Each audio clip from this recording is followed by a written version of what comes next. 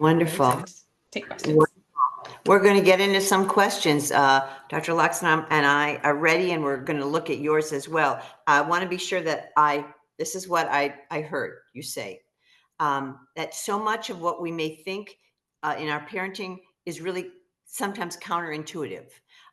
You talked about big feelings. We don't like them. We don't like them when they have them. But when we show that we're comfortable with their big feelings, there's an important lesson that they learn about having those feelings. You talked about naming the feelings, learning how to name them. And someone wrote in the chat where we want them to get comfortable with feeling uncomfortable. So you're being heard. We're validating, we're not fixing. And sometimes in just validating, that's enough.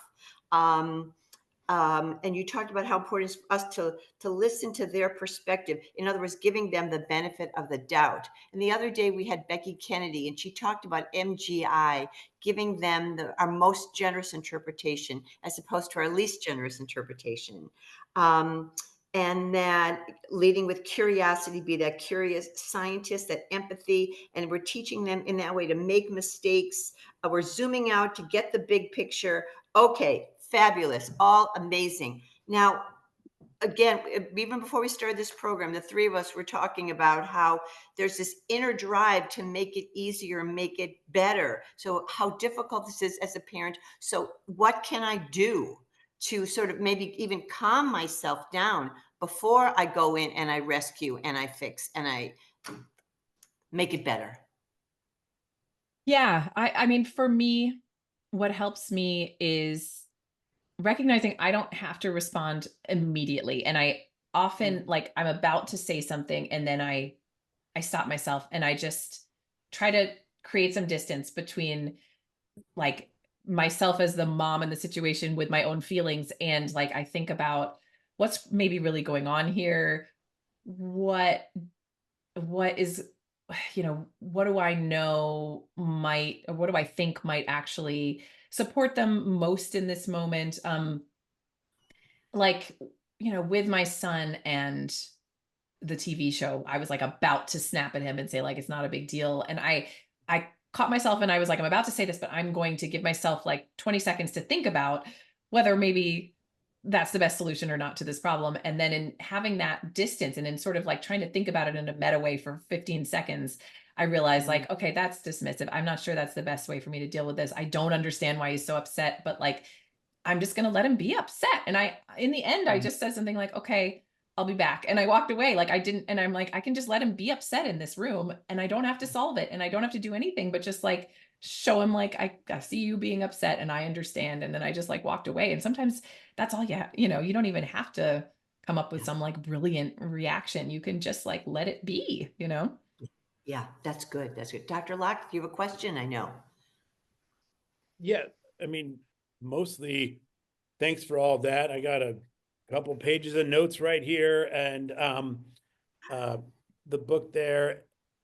Like, I found when I was listening to you talk and trying to unpack that, like in addition to like going back and thinking about Guardians of the Galaxy and how I missed a bunch of those things with my kid, but mostly I was thinking about how the messages you've said we've heard, and I think you even mentioned this, like we've heard other people mention sort of similar things.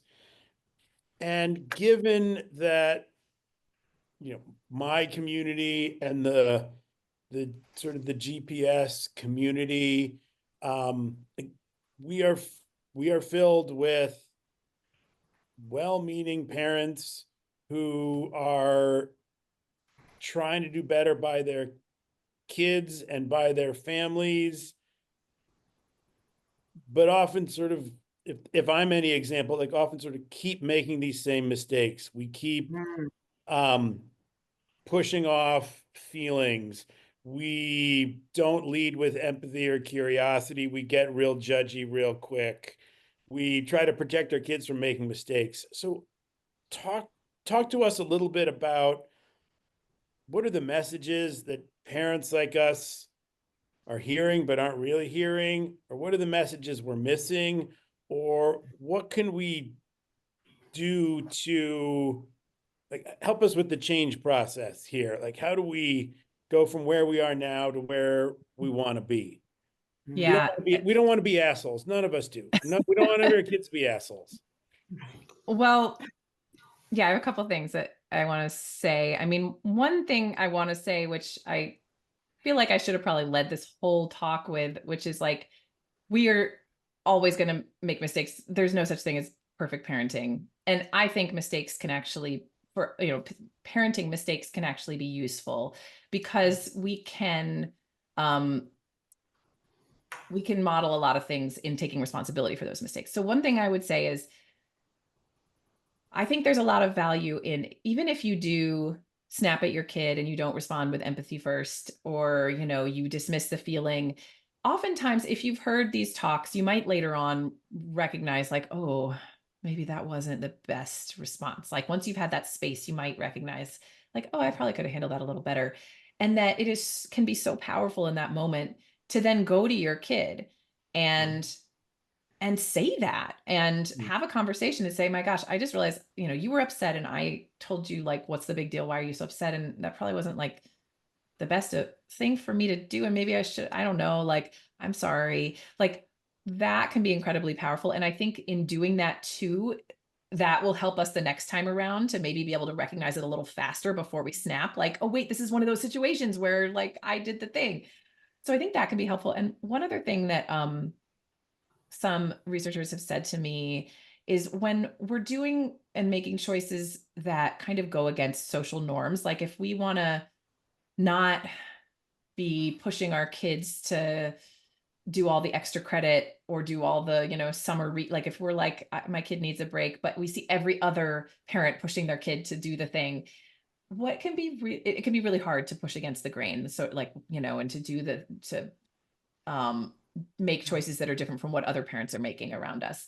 And so what people have said to me is, like, find a few parents who you can make a posse with, and you can break the norms and feel more comfortable when you have like a posse. And I learned about this in the context of letting kids have more freedom, like, and autonomy, and sort of like letting them walk to their friends' houses, letting them walk to school alone, when there's so much pressure sometimes to like not let your kids be independent. And people said, you know, find a posse of families who are also like want their kids to be able to walk to each other's houses and like hang out with them. And that then sort of creates this community, you know, a small community where you have your own social norms and you can break those norms. So that's another thing. And I do that sometimes, where I've got like friends who we kind of buck the trend in our community in terms of like pushing our kids to, you know, do ever more. And we like let our kids just like hang out and not do a lot sometimes. And because we feel that's important. And it feels much easier to do that when we have each other, you know, doing the same thing and reminding us of why we make those choices. So I don't know. Those are my 2 cents.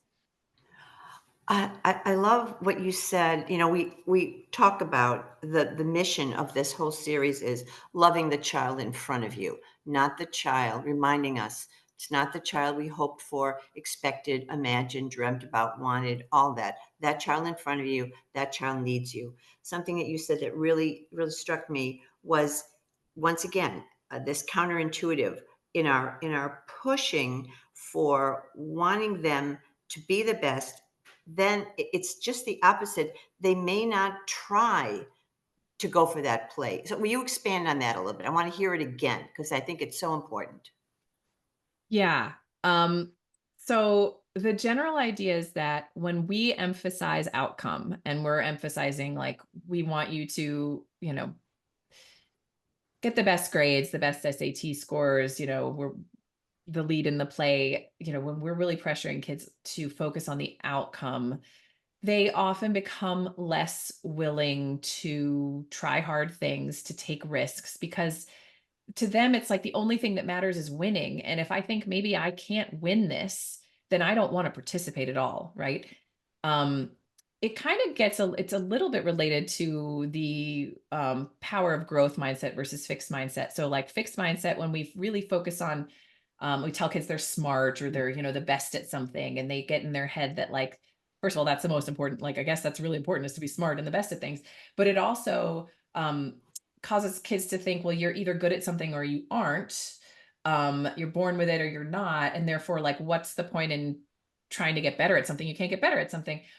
When Mm. we use fixed mindset language, we're kind of causing kids to want to protect their reputation. And to them, failure is a sign of ineptitude then. Cause like, well, if I was told I was smart, but I got an F on the math test, then I must not be smart. And therefore what's the point in even studying for math? I'm like, I'm not good at it and I'm never going to be good at it. It kind of creates this mindset where kids are so focused on reputation and on winning that they find any whiff of a challenge or potential for failure as a threat.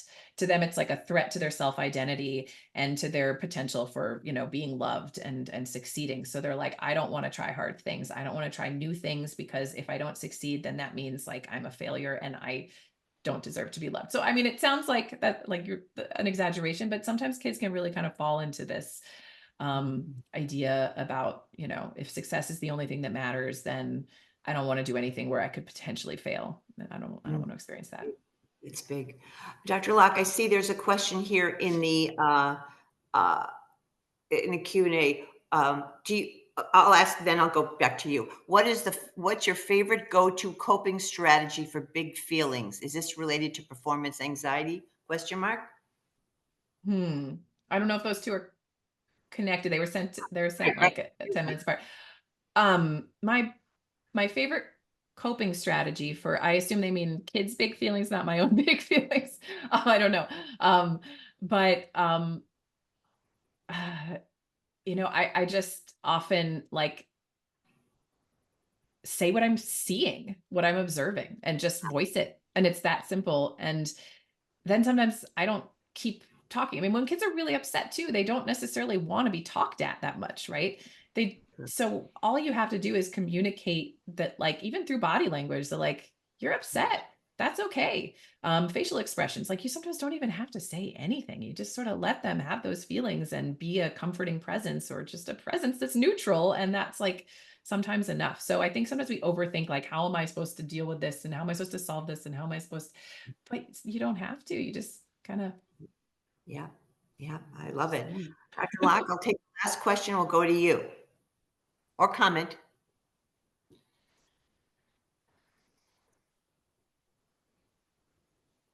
I guess I'll make it a little bit more about our, about our schools, because we're all affiliated with schools here. Like, I know in Glenbards, I know here in Hinsdale, like, we want to be partners with our families and community, and we all do not want students who are assholes. So what can or should we as schools be doing to help parents raise kids who aren't assholes? Oh, that's a good question. I mean, I'm a fan of social emotional learning programs. I know they become very political. But there is research, showing that they help kids thrive. I mean, kids actually do better in school sometimes when they've had these programs. Often, it gives, this, I think having it like it, sorry, I was about to go off on another tangent, but let me finish my thought there. I think those programs can be very helpful for really teaching kids about feelings, and about, that feelings are okay and normal. And if they're not getting it at home, they're at least getting a little bit of that message at school. I think feelings of safety are so important at school. Just, kids feeling like emotionally safe and physically safe is so important. I wonder if there's a way to get rid of things like Power School, honestly, like when it comes to the achievement thing. I think that it's so hard when you get these notifications in the moment of, like, what your kid got on on what test, and your kid's getting them, and it like fosters this like this anxiety and this immediacy. I always wonder if like there's a way to, I don't know, get rid of those, or like make them less intense. Those are my thoughts. I don't know. No, that's good. And I know you work hard on that belonging piece that you just mentioned. We really know how significant that is. It's just about time to say goodbye. And I really want to thank you so much. You really hit on so many important issues. And I'm reminded about how important it is to be reminded about this because parenting is so hard. And with Dr. Locks here, I want to mention that our Hinsdale is hosting tonight.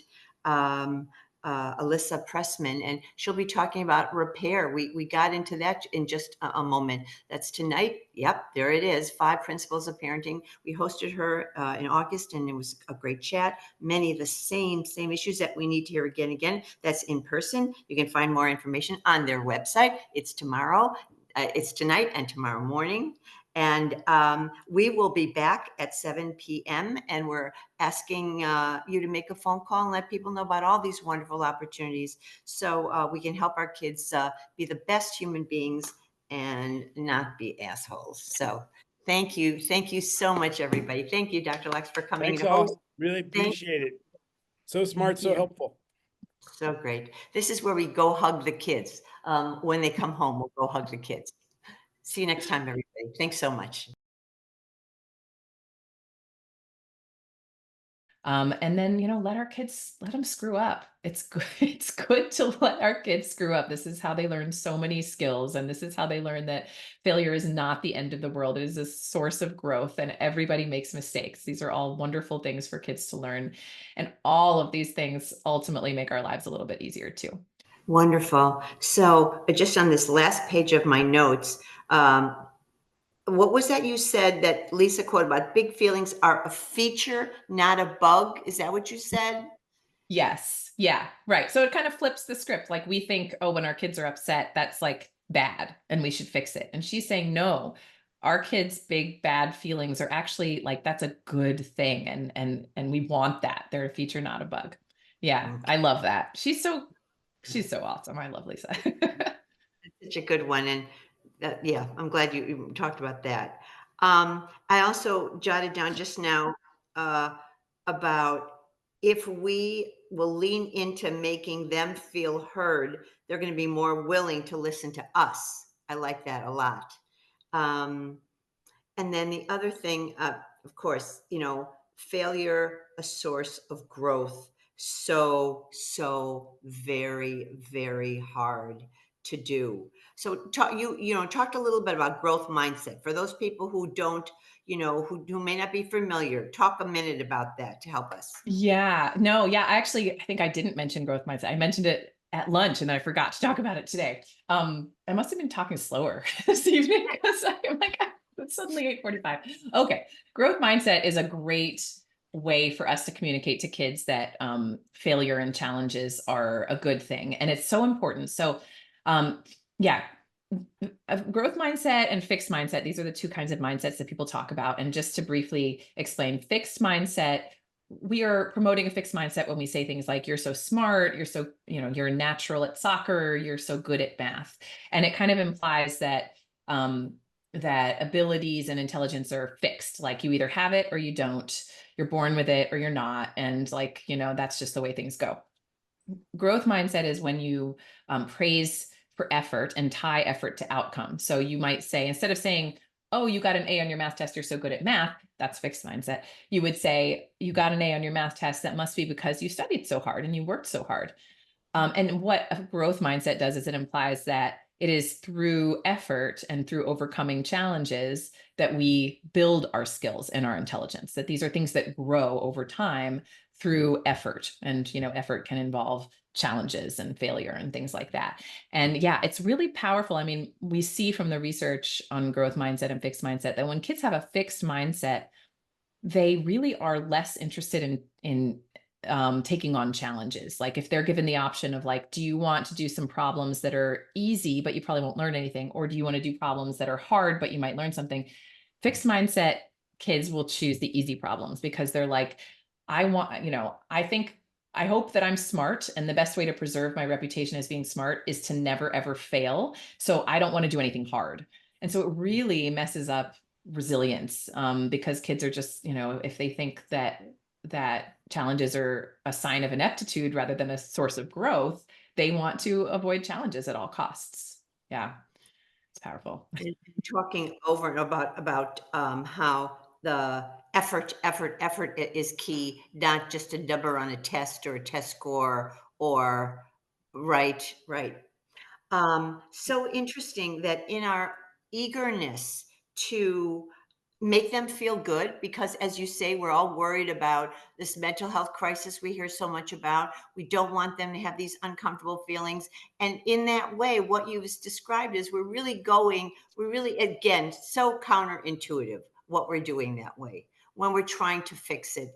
And then this pressure that we're putting in them with the best of intentions, they won't risk that failure. I think that's just such an important point for us to keep front and center, that this is not what we're trying to do. This is going to be counterintuitive.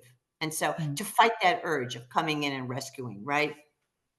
Yes. Yeah, absolutely. And it's so hard. I mean, it is, because these instincts are so fierce for us to protect our kids, I mean, and we're getting it also from everywhere else, like there's social norms, like other parents are doing their kids' homework and driving their kids' homework in. And it's like, when we don't do it, we feel like, oh my God, am I a bad parent? Like, am I being mean? It can feel really hard when you're going against the grain. Yeah. Right. This is the great. Let's go take some of the questions here. What about a child who's very hard on themselves? How can we best respond? We don't need to be hard on them. They're being hard on themselves. Yes, absolutely. Yeah. Yeah, my daughter struggles with this sometimes. So I actually have a whole chapter in my upcoming book on self-compassion and how do we help kids build self-compassion. And it is it's the first chapter of my book, actually, because when I looked at the research, I realized just how powerful self-compassion is. It's like so closely tied to mental health. And so a child who's really hard on themselves is really struggling with self-compassion, which is very normal. We all do at various points in our lives. It's kind of part of our culture to be hard on ourselves. So a couple things. There's three parts of self-compassion that are helpful to teach kids. One of them is honestly what I was talking about in the first part of my talk, like getting kids to understand and notice their feelings. So it's really interesting, like when we notice and can kind of name the feeling that we're feeling, it actually helps us ruminate on it less. It kind of creates this distance where we're like, okay, I'm feeling fear. And that actually like lessens our feeling of fear. So the first thing is like help your child recognize their feelings and notice them when they're having them. And that can also be through a lot of kids really can feel their feelings physically more than adults can. Like they'll feel like, oh, when I'm stressed, I feel this like tightness in my stomach. And so you can also teach them to like recognize the physical feelings that are associated with feelings, and that can help them identify what they're feeling. The second part of self-compassion is helping your child recognize that what they're feeling is a universal feeling, that other people have felt this way and feel this way. Because one thing that's really, when kids are really hard on themselves, they often think like, I'm the only one who's ever done this, or I'm the only one who's ever felt this way, and I'm the only one who's ever screwed up like this. And so what we want to do is really say, no, like this is part of the human condition. Like everybody has done this, everybody has felt this way. And you want to do it in a non-dismissive way. Like, you don't want to be like, it's not a big deal, everybody's felt this way, but you want to say, yes, like it makes sense that you feel this way, and anybody in this situation might feel this way. Like this is normal. And then the third thing is the third part of self-compassion, teaching self-compassion, is really like, and this is hard, teaching kids to just treat themselves with kindness. And this is really the crux of it, right? And sometimes the way you can do that is by saying, okay, well, let's say your best friend did this. So a lot of times kids are hard on themselves because it's something they feel like they did wrong, right? Like my daughter used to, spill things on her shirt and then like cry and be like, I'm the worst person in the world for spilling orange juice on my shirt. And so you can sort of say, okay, well, let's think about this. Like, let's say Lila, your best friend, had spilled orange juice on her shirt. Like, what would you say to her? Would you say like, you're the worst person in the world? Or would you say like, yeah, that sucks. Like, but that's something, I do that all the time. And it's okay. Maybe you don't have to treat yourself so unkindly. Like it, so it's like kind of helping them distance themselves again and think like, well, if somebody else did this, would they be worthy of that kind of meanness? Would they deserve to be treated poorly because of what happened? Or is it just, something that we deserve to be treated kindly no matter what we have done and what's happened to us? So it's also just teaching kids that no matter how at fault they feel or how bad they feel, they deserve to be loved and they deserve to be treated well and they deserve to make themselves feel better. So that's the third part. And I get into in my book, because these are all complex things, like I get into how can we do this and how can we help kids with this. So yeah, self-compassion is a tough skill to develop for sure.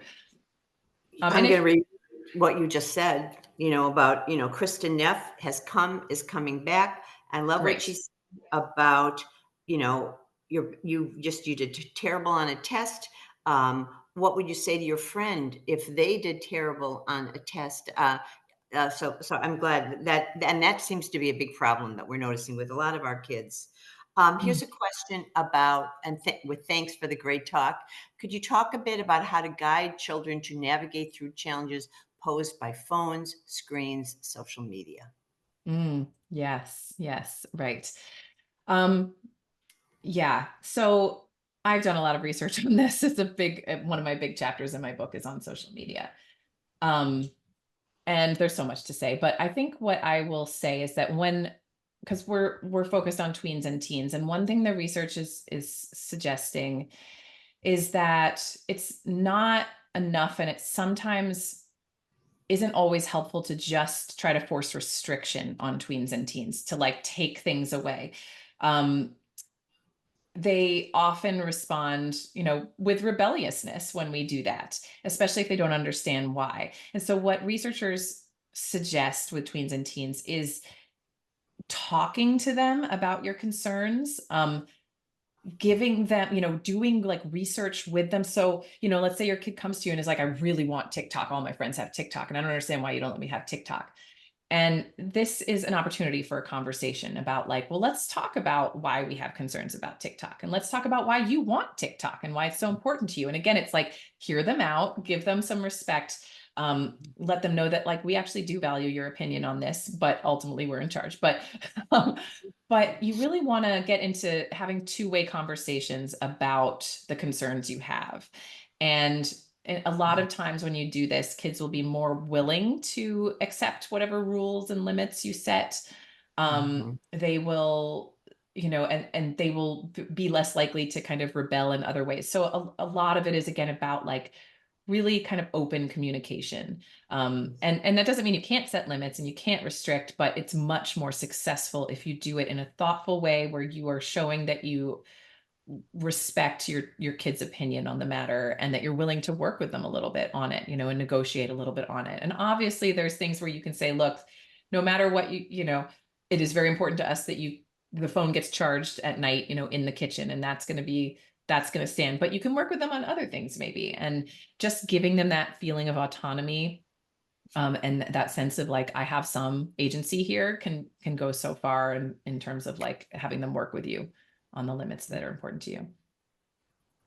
You talked a lot about leaning in, and I think about in the context of this question, to show interest, even if you're so not interested in this, but be what they're interested in. And then I love when you talked about zooming out, that big picture. It's not just about talk about that a minute, and be and we'll and soon with this about that relationship that is so key with your child.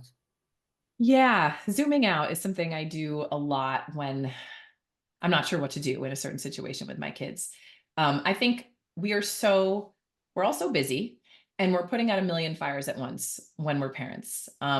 There's so much going on that just, it's like, it's so hard to know what's really important here. What's the big picture here? And I think what I do when I'm not sure how to handle a situation is I think, okay, what can I do in this moment that is going to help my child grow into an adult with the skills I want them to have. So, that's really the goal of parenting, right? We're trying to get our kids to become adults who have the skills they need to survive on their own. What can I do in this moment to help, help my kid build skills or help my kid understand something or teach my kid something?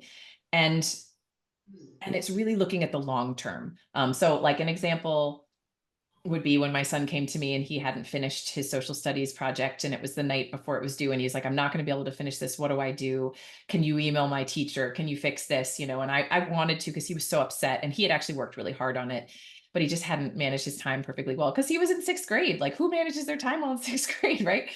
And he's like, "Can you fix this?" And I remember like I wanted to, and I thought, okay, wait a minute, like what can we do with this night to actually make it meaningful? And I realized, like, first of all, I want him to understand that like part of sixth grade and school in general is like making mistakes and learning from them, and it's okay, and they're low stakes, right?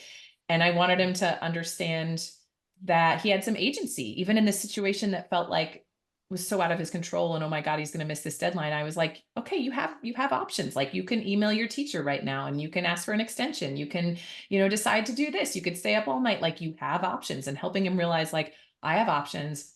I can problem solve with some support. And so that's ultimately what we did. Is I was like, let's figure out what your options are. Let's talk through. Let's, what feels good to you. um and also, like, it's okay if you don't finish this and you get a bad grade. Like, this is how you learn, and it's okay. Failure is okay. So those were the big kind of values and messages that I felt like I wanted to teach my kid in that moment, instead of like, I want them to get a good grade on this particular project because God forbid they get like a C on a social studies project in sixth grade. Like, I was like, that doesn't matter. This is a moment that I can use like more broadly. So I think in those moments, like, really stepping back and stepping out of your head and out of the minutia, and thinking like, this is an opportunity right now to maybe like have a conversation about something bigger and help my kid understand something bigger. And what could that be? And how could I do that?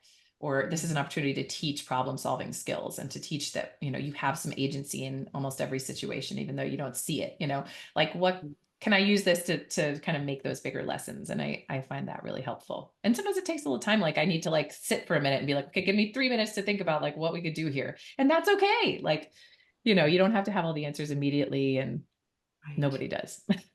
Right, right. Oh, I like that. See it as an opportunity. See it as an opportunity. Beautiful.